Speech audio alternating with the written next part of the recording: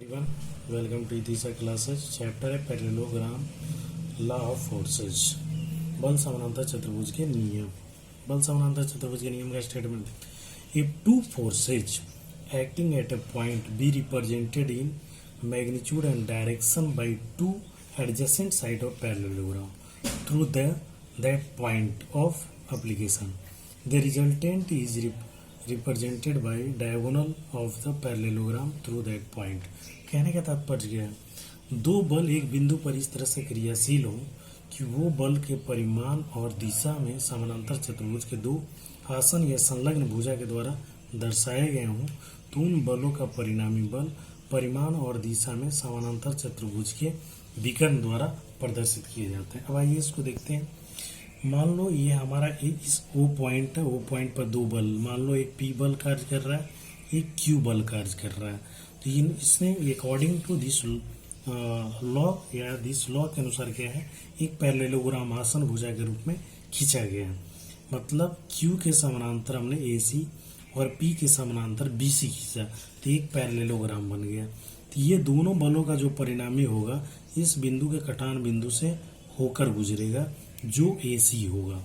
ये फिगर में आप देख रहे हैं समानांतर चतुर्भुज है, यानी P और Q वो बिंदु पर क्रियाशील है, तो इन दोनों बलों का परिणामी बल जो होगा R होगा, जो इस कटान बिंदु से होकर गुजरेगा। अब the method is useful for finding the resultant of only two coplane concrete force. ये सिर्फ इसका प्रयोग टू कोप्लेनर और कॉन्क्रीट फोर्स के लिए होता है। अब देखिए इसका फाइंड हम रिजल्टेंट कैसे करेंगे ये देखना है। मान लो ये हमने वो दो फोर्स लिया ओ पर, एक क्यू फोर्स है, क्यू पी फोर्स है, एक क्यू फोर्स है जो ओ बिंदु पर क्रियाशील है। तब देखते हैं इन फिगर में हमने अब इसमें इसके पैरेलल खींचा और इसके पैरेलल ये खींचा। अब ये सी बिंदु से हमने क्या किया, परपेंडिकुलर सी डी किस पर डाला है, ओ डी पर डाला है। अब देखिए इन फिगर ओ ए जो है पी बल के बराबर, ओ बी क्यू बल के बराबर। Now from figure angle A O B को हमने लिया है alpha, angle A O B alpha, इसलिए आपका एंगल डी ए सी भी अल्फा होगा, किससे कॉरेस्पॉन्डिंग एंगल के द्वारा। मतलब ये कोण और ये कोण बराबर होगा। दो समानांतर रेखाओं को एक तिर्यक छेदी रेखा काटती है, तो आपका कॉरेस्पॉन्डेंस एंगल जो होता है बराबर होता है। नाउ इन एडीसी, अब एडीसी में हम देख ले, एडीसी ये राइट एंगल ट्रायंगल है, राइट एंगल ट्रायंगल में साइन अल्फा, ये अल्फा है तो ये 90 डिग्री है आपका, ये 90 डिग्री है, तो साइन अल्फा बराबर क्या हो जाएगा, सी डी अपॉन ए सी, यानी लंब बटा कर्ण। तो आपका सी डी बराबर क्या होगा, ए सी साइन अल्फा। अब ए सी का वैल्यू देख लीजिए, ए सी का वैल्यू चूंकि ओ बी के बराबर है इसलिए क्यू, तो Q sine alpha. C D का वैल्यू क्या हो गया, सी डी का वैल्यू हो गया क्यू साइन अल्फा। अब कॉस अल्फा निकाल लें, कॉस अल्फा बराबर A D upon A C, A D upon A C, तो ए डी बराबर क्या हो गया, ए सी कॉस अल्फा। ए सी का वैल्यू क्यू है इसलिए क्यू कॉस अल्फा।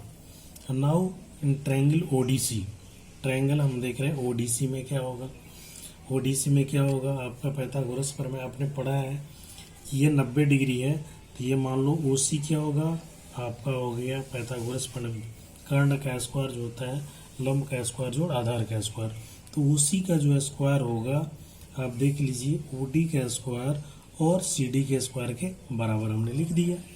अब ओडी बराबर हमने क्या लिया, ओडी बराबर हम कितना लिख सकते हैं, ओ ए प्लस ए डी का होल स्क्वायर और ये सी डी का स्क्वायर। ओ ए का वैल्यू कितना है, ओ ए बराबर कितना है पी, आपका ए डी बराबर कितना है, ए डी बराबर हमने अभी निकाला था, ए डी बराबर क्यू कॉस अल्फा, तो क्यू कॉस अल्फा पुट कर दिया, P plus Q cos alpha का होल स्क्वायर। सी डी का वैल्यू हमने निकाल लिया, सी डी का वैल्यू निकाला है क्यू साइन अल्फा का होल स्क्वायर। अब ये प्लस बी का होल स्क्वायर पर इसको तोड़ दिया और इसको तोड़ दिया, तो फाइनली हमें मिला गया P square plus Q square, common ले लिया, sine square alpha plus cos square alpha plus 2pq cos alpha. इसका वैल्यू कितना होता है 1, इसलिए आर स्क्वायर बराबर P square plus Q square plus 2pq cos alpha, इसलिए R equal to under root P square plus Q square 2p plus 2pq cos alpha. ये resultant हो गया। इसका पैरेललोग्राम से हमने ये रिजल्टेंट निकाल लिया। अब इस रिजल्टेंट का हमें डायरेक्शन फाइंड आउट करना। For finding the direction of R, इस डायरेक्शन का कितने डिग्री कितने दिशा में ये कार्य कर रहा है, कितने एंगल पे कार्य कर रहा है, ये निकालना। Let resultant make angle theta with P. हमने मान लो पी से हमारा ये पी है, देख लो पी से थीटा एंगल पर ये रिजल्टेंट काम कर रहा है। हमने मान लिया ये थीटा एंगल पर पी से ये रिजल्टेंट हमारा कार्य कर रहा है। तो अब आइए नाउ इन ओएडीसी, ओडीसी में हम चलते हैं। ओडीसी में अब देखिए tan थीटा बराबर ये P by B, tan theta बराबर लंब बटा आधार, tan थीटा बराबर लंब बटा आधार, तो सी डी बटा ओ डी हमने लिया, सी डी बटा ओ डी लिया। अब नेक्स्ट हम चलते हैं, tan थीटा बराबर सी डी, ओ डी की जगह हमने क्या दे दिया, ओ ए प्लस ए डी। हमने ओ ए और ए डी का मान देख लिया है, तो सी डी का वैल्यू हमारा देख लीजिए Q sine alpha, A D का वैल्यू क्या होगा क्यू कॉस अल्फा। तो सी डी का वैल्यू हमने पुट किया क्यू साइन अल्फा और ओ ए का value P plus Q cos alpha. तो theta is equal to tan inverse Q sine alpha बटा P plus Q cos alpha होगा। ये डायरेक्शन बताता है। थीटा क्या बताता है कि आर जो है रिजल्टेंट जो है कितना डायरेक्शन, कितने डिग्री डायरेक्शन में ये कार्य कर रहा है। अब इसमें केस, स्पेशल केसेज हम लोग अध्ययन करते हैं। पहला केस है when P and Q act along the same line. जब पी और क्यू दो बल जो है सेम लाइन में कार्य करेंगे, सेम लाइन का मतलब एक ही डायरेक्शन में और एक ही लाइन पे, तो अल्फा का वैल्यू कितना होगा 0 डिग्री। तब 0 हमने फाइनल आर का वैल्यू निकाल लिया है, R equal to under root P A square plus Q square plus 2pq cos alpha. तो अल्फा की जगह हमने 0 दे दिया, तो कॉस 0 का वैल्यू यहाँ आ गया, कॉस 0 का वैल्यू 1 होता है। इसलिए R equal to P A square plus Q square 2pq plus 2pq, ये प्लस बी का होल स्क्वायर पर हो गया, under root P plus Q का होल स्क्वायर का अंडर रूट है, यानी ये निकल गया P plus Q. R equal to क्या हो गया रिजल्टेंट पी प्लस क्यू, यानी when P and Q act along the same line the resultant will be addition of P and Q, P plus Q के योग के बराबर होगा। Second case when P and Q act along the same line but opposite in direction. जब दो बल आपका P और क्यू सेम लाइन पे कार्य कर रहे हो लेकिन डायरेक्शन में अपोजिट हो, तो अल्फा बराबर क्या होगा 180 डिग्री। ये देखिए इधर पी कार्य कर रहा है, क्यू इधर कार्य कर रहा है, तो रिजल्टेंट हम निकाल रखे हैं under root P square plus Q square plus 2pq cos alpha. Cos alpha की जगह हमने दे दिया कितना, अल्फा की जगह 180 दे दिया, 180 का वैल्यू कितना -1। तो ये फाइनली हमारा P square plus Q square minus 2pq, तो क्या हो गया पी माइनस क्यू का होल स्क्वायर का अंडर रूट, तो R equal to P minus Q हो जाएगा। अब थर्ड केस है when P and Q act at right angle.